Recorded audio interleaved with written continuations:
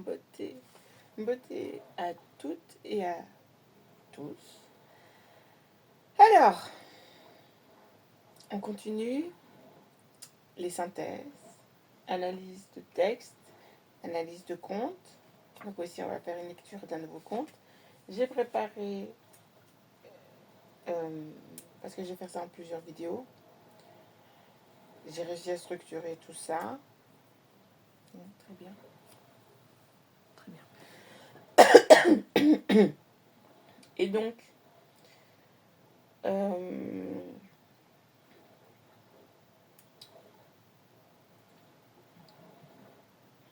je fais ma petite séance d'ouverture et puis après on explique tout ça. Je commence. Il faut de tout pour être entier. Et c'est pour ça que la Terre est ronde.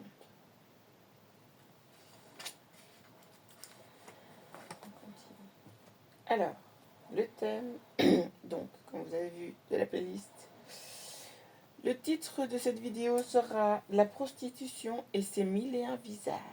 Alors on va faire une analyse de fond.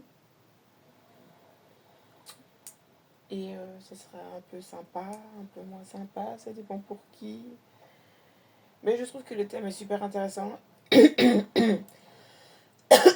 Et c'est super intéressant d'aborder ce thème parce que ça peut remettre les idées en ordre de certaines personnes. Et ça peut aussi suggérer des pistes de soins pour réparer, restaurer ce dysfonctionnement social qui représente donc l'énergie sexuelle. Alors je vais donner les différents sous-groupes que je vais aborder pour aborder ce thème, expliquer pourquoi le titre, etc. etc. Et puis ensuite, et puis voilà. Donc la première chose qu'on va faire, c'est on va faire une analyse de conte, donc de ce conte-ci. Donc comme ça vous vous en voyez. Donc c'est les contes des frères Grimm de Noël Daniel, l'édition Taschen, Tasken.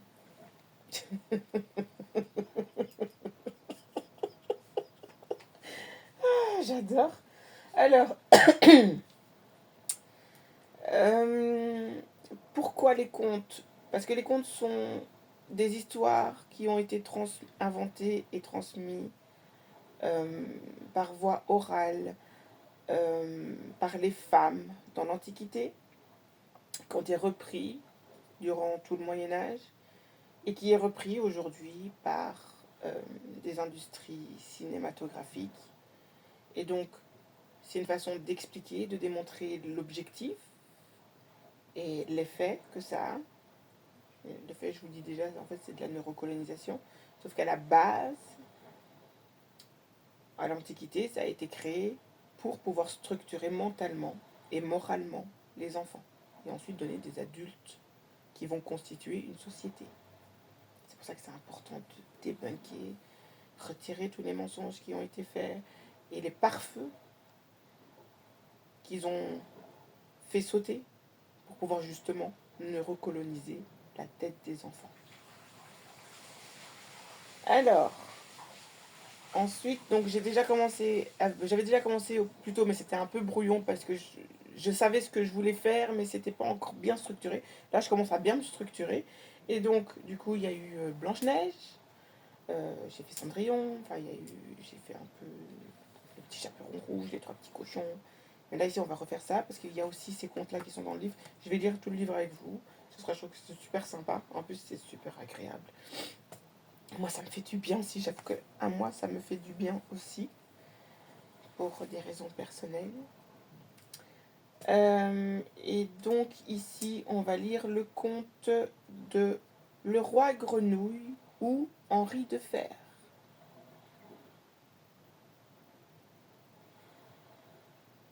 Et là, tu sais déjà que ceux-là, là-bas, là, ils n'ont pas fait des trucs bien parce que, ok, on va faire ça. Donc, donc je vais faire la lecture du livre, ici. Donc, ensuite, on va extraire les thèmes principaux. J'ai déjà commencé après sélectionner.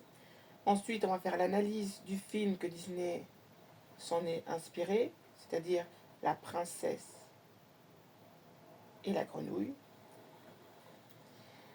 On va faire une analyse contextuelle, actuelle, donc l'exploration des thèmes et de quoi ça parle dans la société d'aujourd'hui. Je vous le dis déjà, on va parler de prostitution dans tous ses aspects, d'où la prostitution et ses mille et un visages. Il y a tout le monde qui va en prendre pour son grade, mon lapin. Hein? Je m'exclus pas, hein? Mais tout le monde va en prendre. Je dis oh.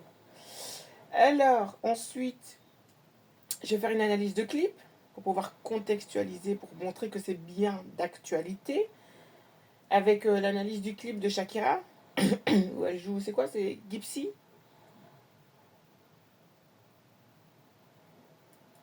Et puis il y a le contexte historique, donc, qui est lié donc à l'histoire des contes et ses appropriations à travers en fait, l'Antiquité jusqu'à aujourd'hui. On va faire ça très vite, très très vite.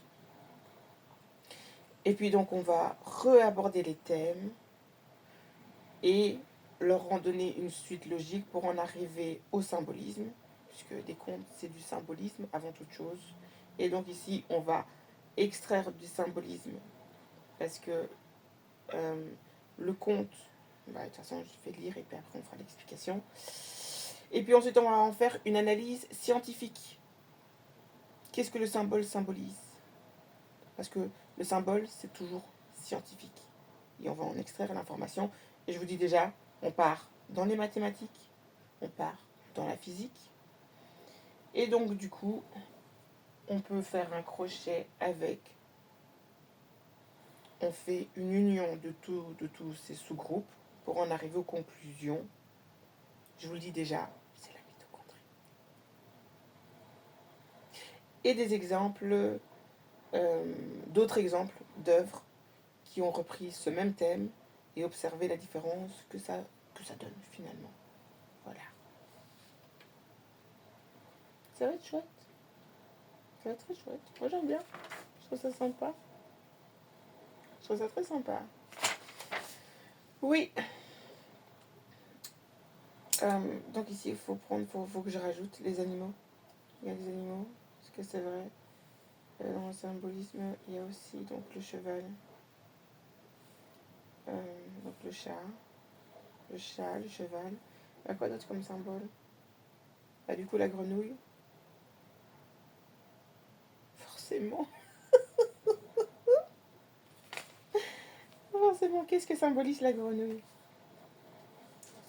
Je vous le dis déjà, ça symbolise la fertilité. Parce que c'est à la couleur verte. Et tu sais ce qui fait une couleur verte? La mitochondrie. Parce qu'il est question de phosphorescence. Adénosine triphosphate. Je réfléchis, mais c'est vraiment ça. Phosphorescence et l'adénosine triphosphate. C'est pour ça que la grenouille symbolise la fertilité. Et c'est un animal qui vit dans l'eau et sur terre.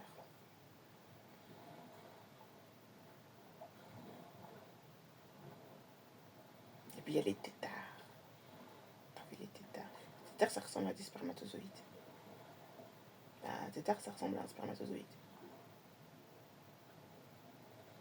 Donc du coup, là, on va faire un contexte un peu... Bah, c'est sciences biologiques, quoi. Il n'y a pas que physique, il y a aussi biologie. Parce qu'effectivement, en observant les animaux, tu comprends pourquoi le symbole. C'est ça, hein, le symbole. Le symbole, c'est extraire l'information, alors de manière spirituelle ou philosophique. De manière philosophique, un symbole va prendre l'information que symbolise l'animal pour pouvoir l'inclure dans le concept universel. Voilà. Et la grenouille, c'est ça. C'est un animal vert qui fait de la phosphorescence. Ben non, l'animal est vert, donc il symbolise la phosphorescence. Voilà pourquoi la fertilité, parce que tu as besoin de ta mitochondrie pour pouvoir te reproduire. C'est très important. Voilà. Ouais, c'est ça. Symbolisme et tout, et tout, et tout, et tout, et tout. Je parlerai de ça plus tard. Donc ici, là, maintenant, nous allons passer juste à la lecture du texte. Donc ici, il y a un petit, dans ce livre aussi, il y a un petit, petite analyse contextuelle, un petit texte qui explique la contextualisation. Et donc du coup, ça va confirmer ce que je dis. Donc je lis cette partie-là et puis après on passe à la lecture du texte. Donc, bien que l'histoire remonte à un manuscrit en latin du XIIIe siècle, ce conte narre de manière rafraîchissante les dangers de trahir une promesse et de juger un livre à sa couverture.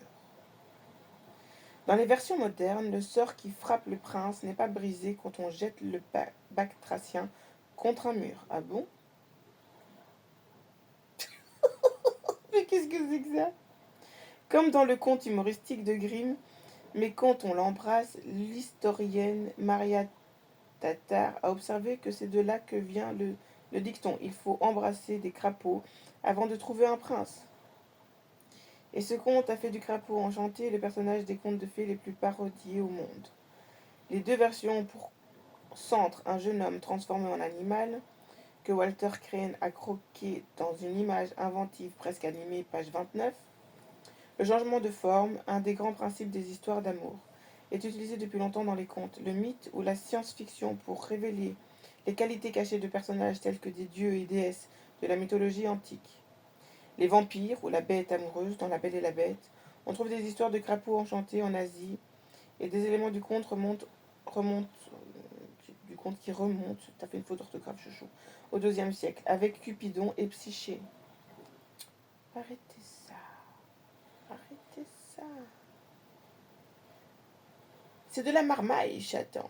Alors, de la marmaille, tu ne peux que sortir que de la marmaille. Parce que Cupidon et Psyché, il faudra débunker ça aussi, chaton. En fait, Cupidon, c'est une appropriation grecque de Hérou. Hérou qui est sous la protection de Ma. Parce que les ailes représentent Ma, donc ce qui va apporter l'équilibre. Et sous forme de petit, donc de jeune homme, parce que c'est l'énergie masculine qui est protégée par l'énergie féminine pour ne pas dévier et ne pas devenir déviant et ne pas devenir déviateur. C'est l'énergie de l'homme noble. C'est pour ça qu'il devient roi. Mais on lui a volé son trône. Oui, par les gens qui sont déviants. Et le symbole de Psyché, pourquoi Psyché? Parce que Psyché est symbolisé par un papillon, et le papillon va représenter le chiffre 3. Tu vois, on est dans... Je suis déjà en train de vous expliquer les thèmes des symboles, c'est ça. Parce que, comme je l'ai dit, l'animal donne une information qui, philosophiquement, vient du divin créateur, qui vous donne une information. Et l'information du papillon, c'est cela. Il a 3 étapes de création afin de faire éclater sa beauté. Mais cette beauté peut être extrêmement fragile.